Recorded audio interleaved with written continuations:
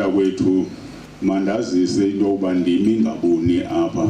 Ndimi ndithunywa yi-council yakwaGambo, iGambo Community Development Council, ekulo lonke eli limiweyo laseMzantsi Afrika, engumbutho webuyambo lwamaGambo.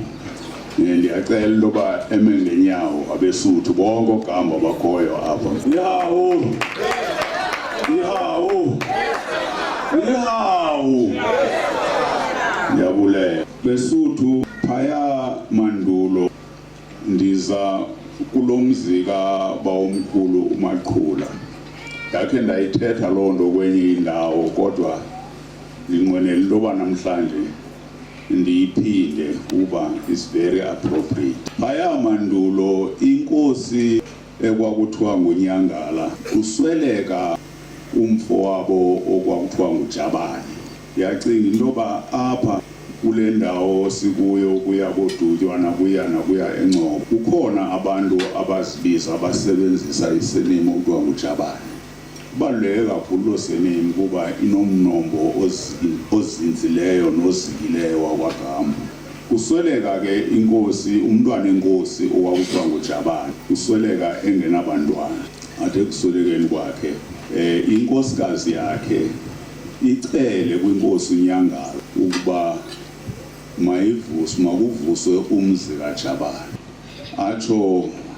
Itsho inkosikazi yakhe isalatha intombi yakwaDongo, uMadongo, ithi makavuswe ngayo kuba yona uThixo engayiphanga isakhono sokuba mayibe nabantwana. Atsho ke unkosi uNyangala avuse umzi kaJabane womfo wabo ngentombi uMadongo. Kutsho ke kuvele ke abantwana. Kwabo bantwana omnye wabo agqibele sele lekwa yinkosi uNyangala uba makabe yinkosi yakwaGambo endaweni yakhe, inkosi ekuthiwa nguNtethe. Nangoku ke phaya eDonnybrook ekuyindlu yakhe ephethe ubukhosi bakwaGambo, abantwana bendlu kaJabane kodwa bezalwa nguNtethe. Abanye bathi sake bagcwala indawo yonke. Phakathi kwabo zizindlu ezifana nendlu kaVuba nendlu kaMaqhula nezinye izindlu ezithe phantsi kwezo zindlu zadevelopa ii-surnames, kodwa abo bantwana ngabantwana benkosi, ngabantwana bakaJabane, ngabantwana begazi kuba bezalwa yinkosi uNyangala. Now nditsho loo nto leyo kuba i-appropriate namhlanje. Ubukhosi obu abuyondlwane yanetha, abuyonto yokudlala kuba bubekwe nguNkulunkulu. Ubukhosi ke buthi nobangaba kubekho izinto ezibucinezeleyo umntwana enkosi akwacaca into yoba uyinkosi, ngumntwana wegazi, kodwa igazi lobukhosi lithi lisakuscratchwa nje into litsaze livele ukuba ligazi lasebukhosini eli.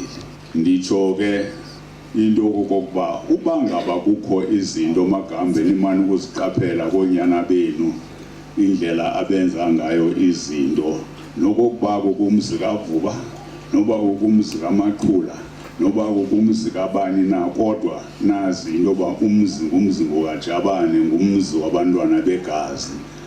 Abantwana begazi ke banalento abangayenzi ngabomi. Bathande into yokuba isizwe sakwabo masoloko sikufutshane nabo.